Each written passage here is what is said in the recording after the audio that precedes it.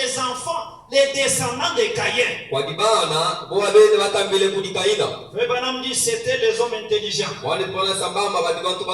C'était les hommes sages. C'était les hommes qui ont fait de grandes choses. Mais il y a eu les descendants de Seth. Que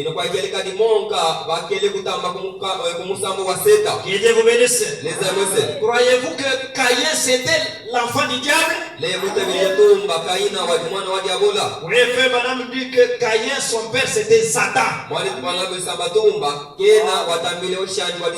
C'était le serpent. Écoutons les appeler à sortir. Paragraphe 12. Considérons aujourd'hui les programmes de construction. Et permettez-moi de dire aussi quelque chose ici même.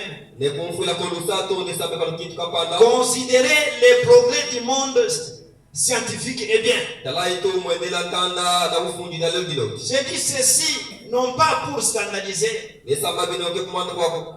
sinon plus pour blesser. Je le dis simplement parce que c'est la vérité. Mais ce genre d'ouvrage viennent de l'autre côté. Les fils de Caïn sont devenus des grands constructeurs et des grands scientifiques pour travailler le fer et les métaux et pour construire. Et le grand monde scientifique était un monde très religieux. Mais c'était les descendants de Caïn. Mais la ligne de Seth était un type de paysan humble. Que Dieu vous bénisse. La lignée de Seth c'était des hommes humbles et pauvres qui croyaient en Dieu. Et quand les prophètes prêchaient, ils recevaient cela. Que Dieu vous bénisse. Est-ce que vous êtes de la lignée de Seth ce matin? Et quand les prophètes prêchent, vous allez accepter. Que Dieu vous bénisse. C'est pourquoi un prophète c'est qui d'abord? Un prophète c'est qui? Écoutons d'abord. Le prophète c'est qu'il nous dit. Prenons, essayez de rendre à Dieu un service en dehors de sa volonté.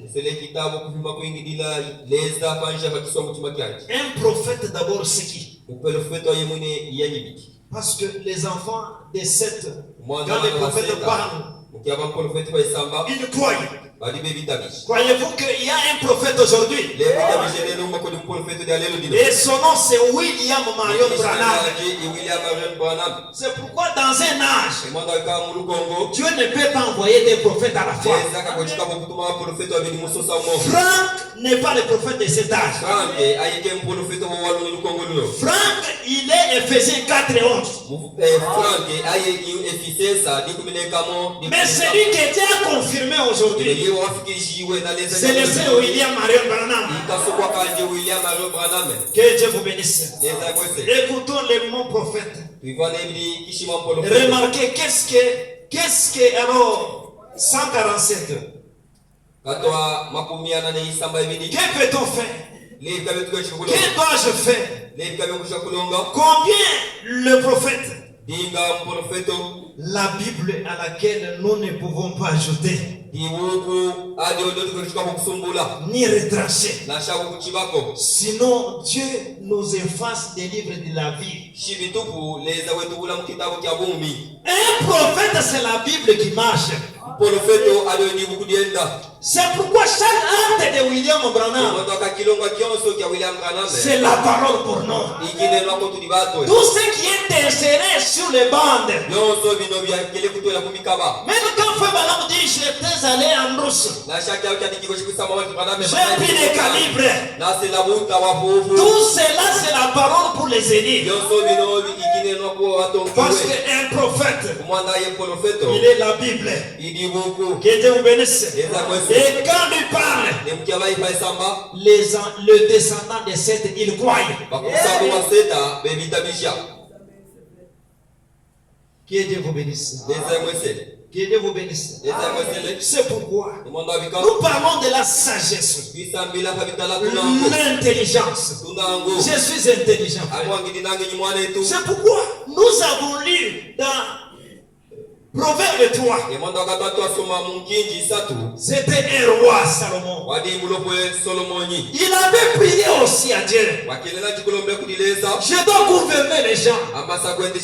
Mais donne-moi la sagesse. Donne-moi l'intelligence pour guider ce peuple.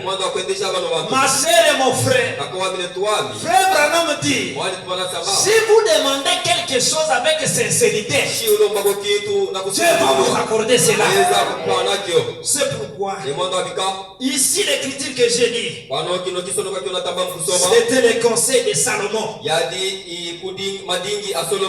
a adressé à ses fils, ne vous détournez jamais à mes enseignements. Ne vous détachez pas de cette parole, parce que cela va ajouter, ça va augmenter les jours de ta vie sur la terre. Que Dieu vous bénisse.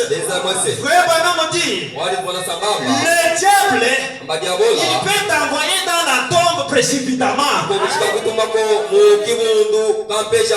avant ton temps.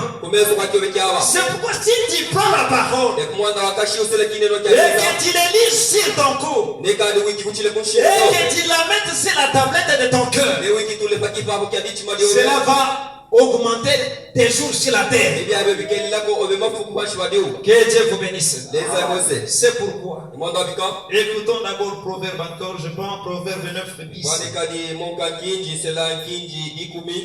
La sagesse. Oui, je suis sage. Oui, c'est très bien. Écoutons un peu la Bible et puis je vais lire le prophète.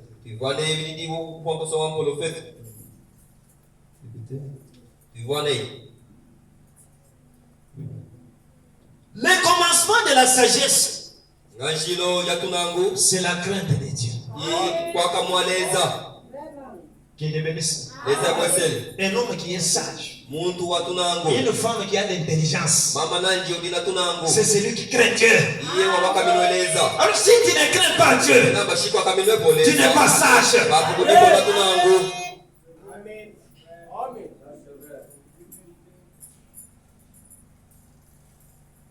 Et l'intelligence à la science du saint,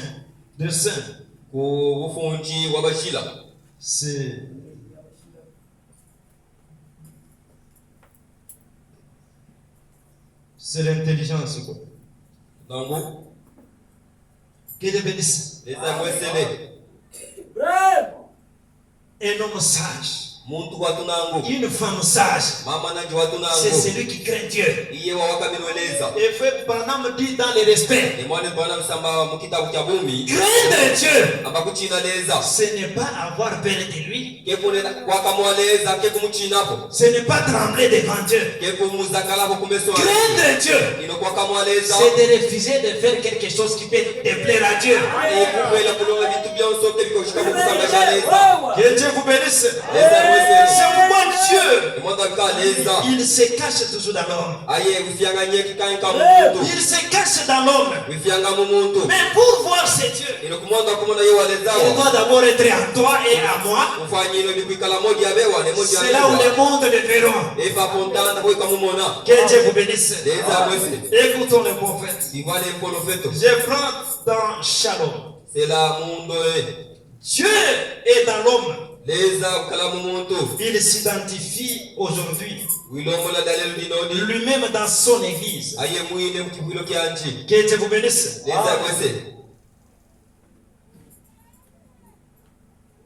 Il s'identifie dans les chrétiens nés de nouveau, montrant qu'il reste Dieu. Et le monde à l'extérieur connaîtra Dieu uniquement alors qu'il verra Dieu en vous et en moi.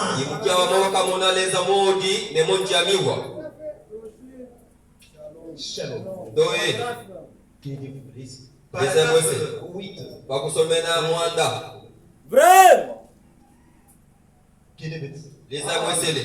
Les gens verront Dieu. C'est à travers de toi et de moi. C'est la seule façon qu'ils connaîtront Dieu. C'est lorsque nous sommes des lettres écrites, des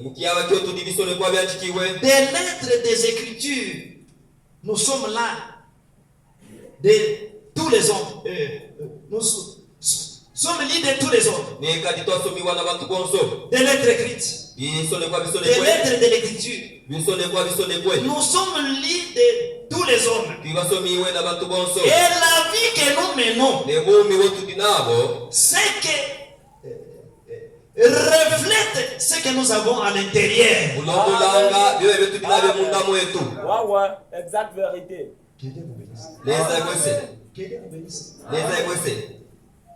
La vie que nous menons, cela reflète ce qui est dans l'intérieur. C'est pourquoi les œuvres sont l'expression de la foi. Nous voyons ce qui est dans l'intérieur à travers l'extérieur. Que Dieu vous bénisse. Écoutons le prophète. Un homme est identifié par les œuvres qu'il fait. Ainsi, nos œuvres doivent être bonnes. Amen. Vraiment, il n'y a pas même des amens. Vraiment. Oui, j'étais allé dans une église. Pendant que je prêchais, pendant que je sautais, les gens étaient toujours calmes. Alors je me demandais, comment je peux sauter dans de grandes choses? L'amen, c'est l'essence que vous mettez dans les moteurs. Quand vous dites Amen, cela donne des révélations ici.